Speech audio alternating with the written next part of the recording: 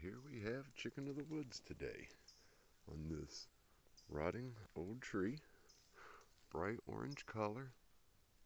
This is not only a wonderful find, this is a beautiful specimen of it too. There's your gorgeous chicken of the woods. I told you it's damn near unmistakable. All right, you look for these old treetops in damp forests, hardwoods. You see a bunch of oaks, some maples, beech. Okay, get in the woods on a damp, wet day. Hear everything dripping? It's wet in here. It just rained this morning. Excuse me. There is a chance that a lot of these weren't even here yesterday.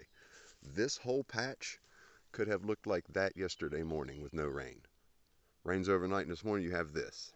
Okay, so when I'm going to harvest this, I'm going to leave the buttons. These little guys, leave that. This is your mushroom farm. You can help people, share with people if you want. But once you have a place, bring your clippings back and inoculate this tree. Okay, it will keep giving. Don't ever take all of it. Leave some. See the tree rings? See how it's breaking it down? It's a mycorrhizal relationship. It's breaking it down. It's eating it, and then you eat it, and you become strong as oak. Now you understand, those that knew me before, Oak Gill. Jason Gill in Oak Hill, West Virginia. Oak Gill. Omnipotent and kind and strong. I eat it, therefore I am. This goes in my body. Do you understand? That is your chicken of the woods.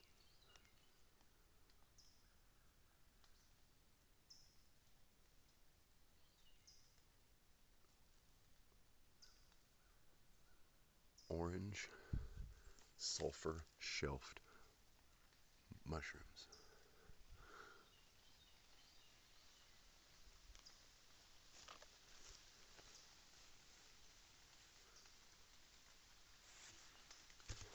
Going in the basket. Oh, oh, oh. That echoes so good.